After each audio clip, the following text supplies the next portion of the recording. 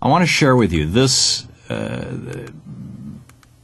story that CNN carried over the weekend, and this is just a clip from it. This is the setup to it on CNN. CNN weeknights 8 Eastern.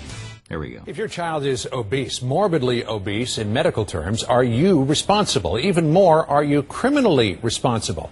Well, in the case of Jerry Gray, the state of South Carolina says yes. And take a look why. Gray gave us this school photo of her 14-year-old son, Alexander. He weighs 555 pounds. As you can imagine, he's rather large. He is now in foster care, and she has been charged with criminal neglect. She told The Early Show on CBS how he got this way. A lot of times I had to work full-time second shift or full-time third shift, and I wasn't home a lot. There were times that I would have to purchase, maybe some fast food when I came in if I was working third shift, because I would have to lay down for second shift. It's a tough question to untangle, to be sure. Joining us now to talk. So, excuse me, I'm sorry, I meant to break earlier than that. So she's basically what she's saying is, this is the crisis that she is facing, and here, of course, President George W. Bush talking to back when he was president, when he was running for re-election in 2004, and he was talking with a woman who is the single mother of a couple of kids, working 3 jobs. He had to say, there's a certain comfort to know that the promises made will be kept by the government. You don't have to worry. That's good, because I work 3 jobs and I feel like I contribute. You work 3 jobs? 3 jobs, yes. Uniquely American, isn't it? I mean, that is fantastic that you're doing that. Thank you. Get any sleep? Yeah, that's just fantastic. So who is the real criminal here? Is it the mother of this obese teen?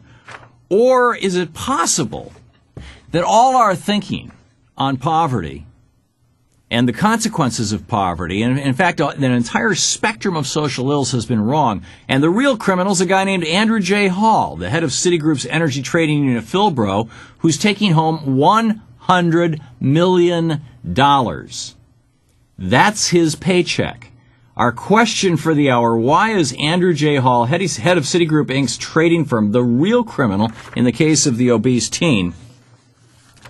And it seems like, okay, well, come on, what's the connection between a guy making $100 million and a mother working 3 jobs so that she can raise her kids? Well, let me lay it out for you in a fairly straightforward fashion.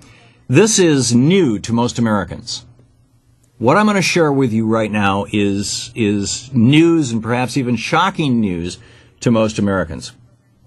It was first published in a book by Richard Wilkinson back about 3 years ago, about how unequal societies become unhealthy, and he has a new book out. It's in the United Kingdom. It's available in the UK. You can't get it here in the United States yet.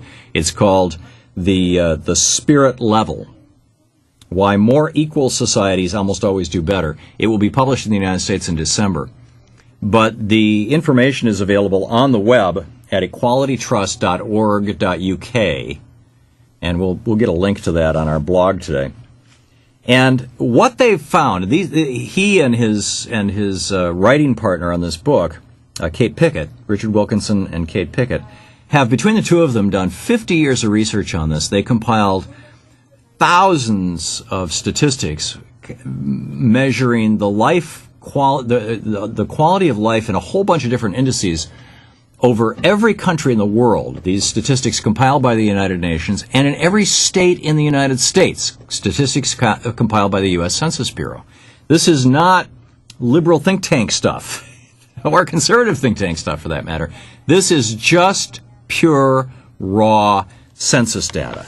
And what they found is that what we thought all along, back, for example, when Lyndon Johnson declared the war on poverty, what we thought that poverty was the problem is not the problem. Poverty is the symptom of the problem. The problem is inequality. Let me just wrap your brain around that for a minute. The problem is not that people are so poor they can't afford, fill in the blank. For example, this mother that she has to work 3 jobs and her kid is 555 pounds because she's not around to supervise his eating, and she's basically feeding him fast food because it's cheap, it's convenient. She doesn't have time to cook. She may live in a neighborhood where there's not a grocery store, things like that. That is a symptom of the problem.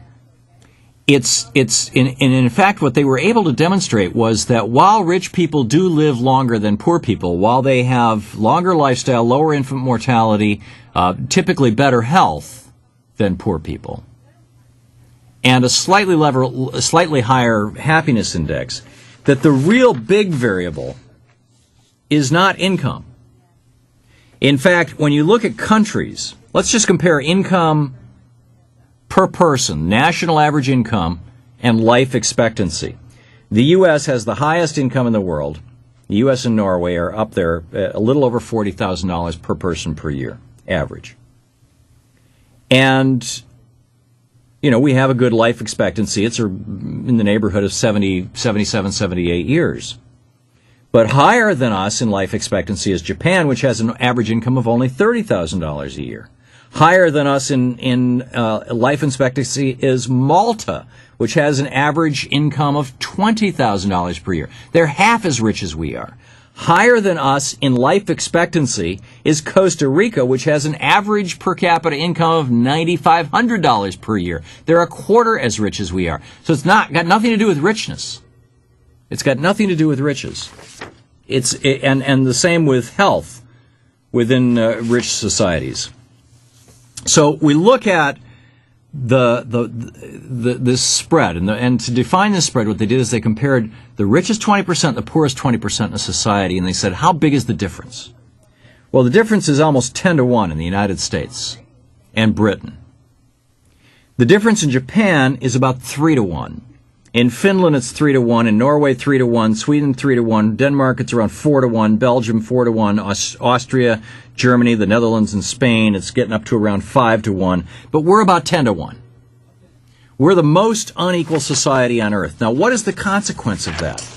What they find is that life expectancy, math and literacy, infant mortality, homicide, number of people in prison, teenage births, level of trust in others, happiness, obesity, mental illness, including alcohol and drug addiction, and social mobility. All of these things are worse in highly unequal societies like the United States and the United Kingdom. We are the most unequal. Portugal, the United Kingdom, and New Zealand are right up there with us, and all of these countries have all of these problems. And the most equal societies, where you don't have extreme riches and you don't have extreme poverty, where you have very high taxes on the rich and you have a social safety net, Japan, Norway, Sweden, Finland, Belgium, Denmark, the Netherlands, Switzerland, Germany, and Austria, they are the most equal countries, and they are the best. They're doing the best in life expectancy, math and literacy, infant mortality, homicide rates, imprisonment rates, teenage birth, trust, obesity, mental illness, drug and alcohol addiction, and social mobility. The one single variable is equality in a society. So how do we get there? Right after this.